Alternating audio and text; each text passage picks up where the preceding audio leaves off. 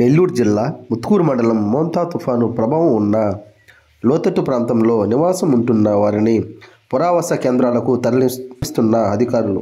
అలాగే పలు గ్రామంలో పెరిగిన నీటి మట్టంను జేసీబీని పెట్టి కాలువ ద్వారా ఆ వర్షపు నీటిని బయటకు తరలించే ఏర్పాటు చేశారు.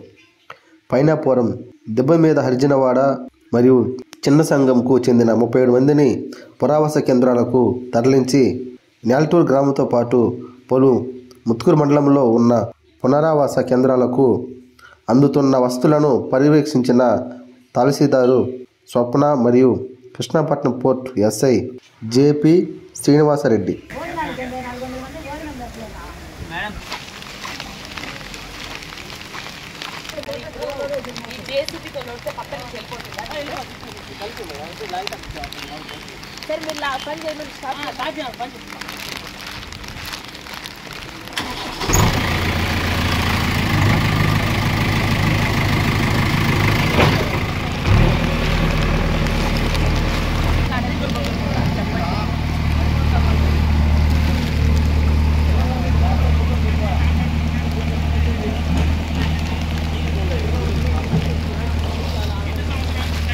బేస్ మట్టలు లేకుండా ఉంటే మళ్ళీ మట్టి లేకుండా సిమెంట్ రోడ్లు వేస్తాండి ఆ పక్క.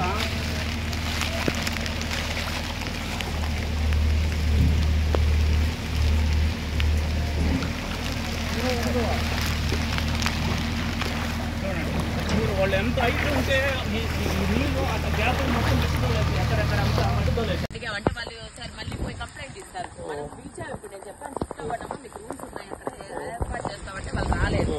ఇంకా అందుకని చెప్పి మన ట్రైన్ ఇయ్యాక వీళ్ళని అక్కడికి మూవ్ చేయండి, ట్రైన్ కొట్టి ఇచ్చేయండి, ట్రైన్ కొట్టాక నాకు వీడియో పెట్టండి. ఇక్కడ ట్రైన్ కొట్టాక వీళ్ళందరినీ అక్కడికి షిఫ్ట్ చేయండి.